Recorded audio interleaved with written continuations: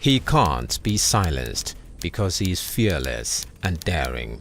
He was a genuine, militant and passionate politician. Very blunt and forthright. He's fearless. It's his nature. And if he knew his father, Papa he is just like his father. He doesn't fear anybody when it comes to speaking the truth. He's a very adamant, very strict person. Politics is in his blood. Chief Adebanjo is in a class of his own. What you see is what you get.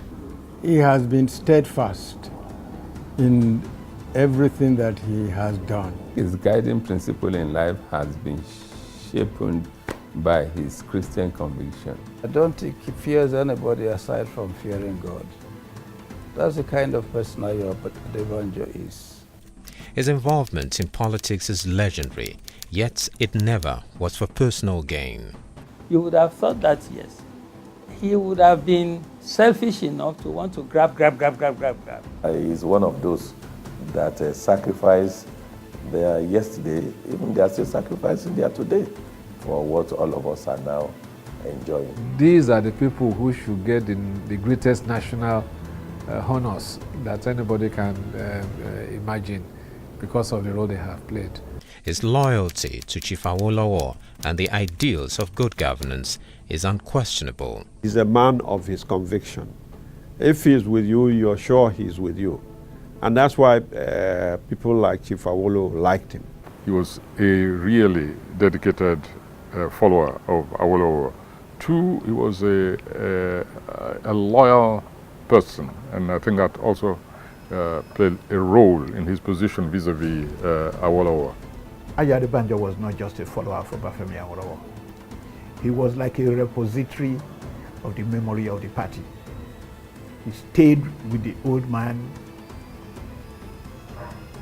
no matter what was happening.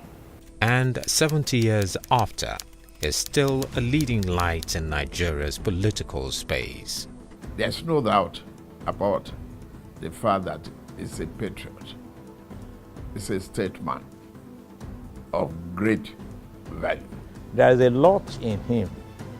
His character, his loyalty, his health, and his warm appreciation of other people. He was somebody I could look up to when I needed somebody to talk to my dad. I'm trying to come to terms with the fact that he's 90. He's got the energy of somebody in his 40s. I admire his energy, I admire his integrity. My grandpa does not look 90 at all. If I were meeting him for the first time, I'll think he's like, just like, let's say 70. I mean, look at him. He is strong, he's vibrant, his faculties are still intact, and his power of recall is amazing.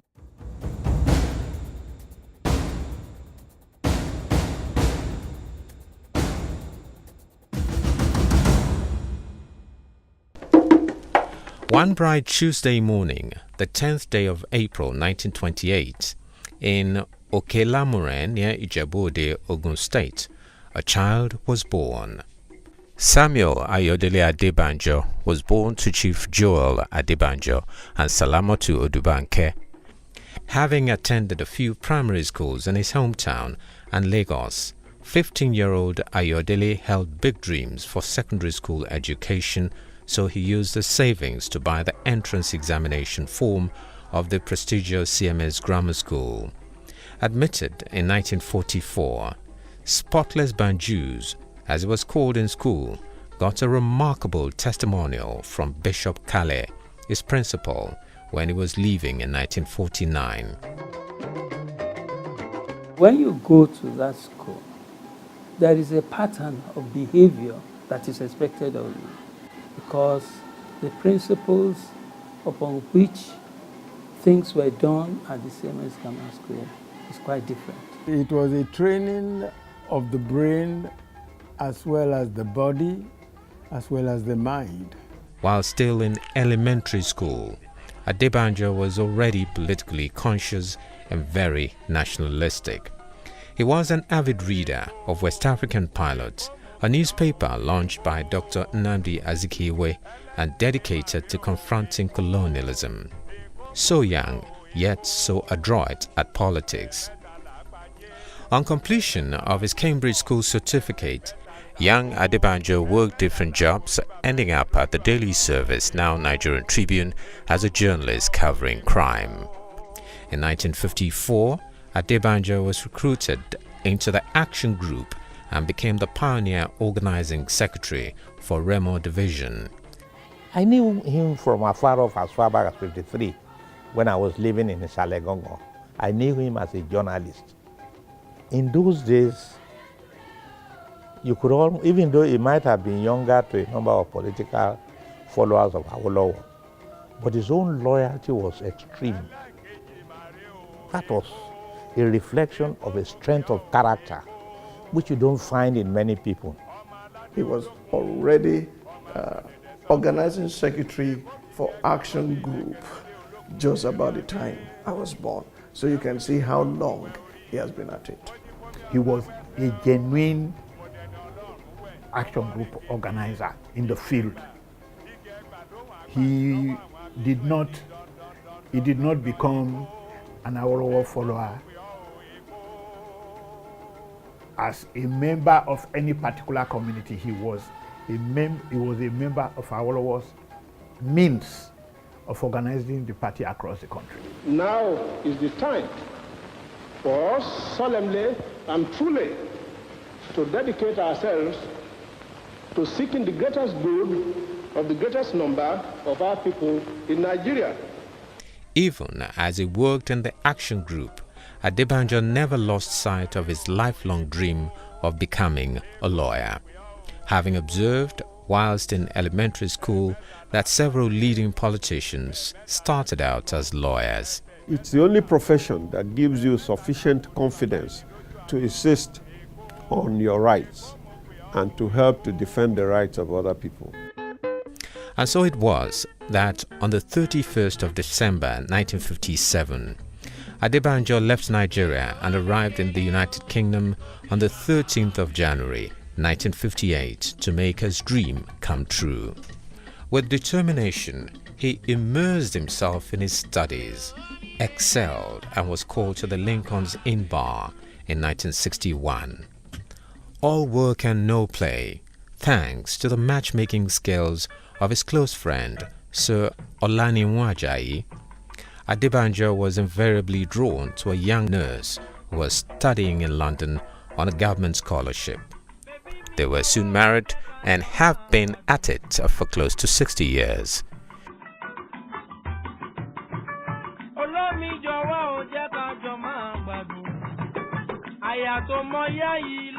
He's totally caring and happy-go-lucky. We are husband and wife, but we are friends. On his return to Nigeria in 1961, Adebanjo joined the chambers of Chief Obafemi Awolowo in Ibadan. You know, Papa Awolowo took my husband as his son. He was practically part of the family, like Papa's son. By the time he finished his law practice, Papa Awolowo said, "We need this your husband in Nigeria. He must come home." But nothing could have prepared Adebanjo for the upheaval that would soon unfold. The leadership of the Action Group were charged with treasonable felony. Adebanjo fled to Ghana on exile. He remained there until 1966. Adebanjo was repatriated to Nigeria and jailed in Kaduna before his transfer to the famous Kirikiri prisons in Lagos. We met for the first time in Kirikiri. I think they'd just been, he and some of his colleagues had just been put in diplomatic bags and brought back to Nigeria after the fall of Nkrumah. And he had a revolutionary spirit. And we began calling each other Shapagiri after the standard food which was served in prison, Shapagiri. It was a mixture of beans and gari and with, of course, weevils inside and a bit of stone, pebbles inside there. And when we go to see him, we can't enter, we'll see him all right. He was ever so happy. I said, Daddy, my won't you worry, be talking more. You know, we were worried, but he wasn't worried. In the end, we got used to it. He didn't mind if he died for what he believes is the truth. In prison, they were sleeping on the floor. I remember that the day they want to release him, I was there. After they have done everything, they said we should sign. And we got to his house at Aguda about 8 o'clock in the night. It was a big surprise to the wife. As a lawyer and family man, Adebanjo was eager to make up for lost years. He cleaned his wigs, laundered his gown, and dusted the law books, and got to work. He joined Chief Awolowo again in 1978 to form the Unity Party of Nigeria, UPN. It wasn't only that Ayo Adebanjo was always around, but that he also became a major coordinator of the Unity Party of Nigeria in the northeast of Nigeria. It was like sending somebody to the hottest part of a war. He's hardly around. They're forever having meetings and things like that. I got used to it. It was no problem to me because you will appreciate the message being put across is for things to get right. And I was mature enough to appreciate that, well, this is all to make the country better. My father used to say, oh, Papa does no wrong. And he would explain why he stood for what he did. And in the days of Action Group in UPN, a lot of things that Papa Awolowo stood for are the things that I see him preach and live. And I think if Western Nigeria pursues that, it will be good for us and the rest of Nigeria and Africa as a whole. His continuous opposition to the military's incursion into politics landed him in prison time and again. Nadeko days, it was in the forefront of the struggle to democratize Nigeria. Apa Ayo Adebanjo was hunted down, he surrendered his freedom, ready to die in the midst of the struggle. That is about patriotism. The enduring democracy that we appear to be having could not even have been possible without those days, the Nadeko struggles. They stood firm, even against military dictatorship, at the risk of their lives. He's in the forefront of Afenifere program. We started our Afenifere meeting in his house in Aguda. And Chief Adebanjo has always spoken to power. He does not give up. He does not care. A very great man, a choice Nigerian, a man that is absolutely forthright and will say it as it is. Even as he committed his life to ensuring the enthronement of good governance in Nigeria, so he is committed to God, who is giving him the strength and courage to achieve all he has achieved in his life. Papa is very much interested in church matters, and especially when it concerns his own church, where he is the Baba Ijo, and that is St. Philip's Church in Sanya Ogbo. He is a man of integrity, very honest, bold, and he will tell the truth. I heard a lot of stories about him, and it kind of like prompted me to want to become a politician. That's why I really like politics. He's demonstrated the importance of integrity, the importance of never giving up, the importance of fighting for what is right, and to focus on doing the right thing and not for convenience, and to always make sure that one challenges the status quo for the very simple reason that it's the right thing to do. he has been described as a very special breed, and indeed he is. The ever-present smile, the dimples, the twinkle in his eyes, his sense of humor, agility, mental alertness, clarity of mind, and unshakable passion for Nigeria. He is straight, steadfast, and to the point. He is that kind of leader who is the servant leader,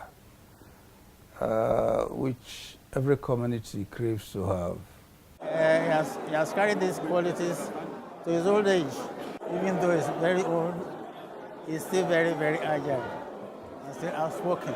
Sometimes I ask myself, what do they want at this age? And clearly, they are not looking for maybe money or anything. It's like the love they have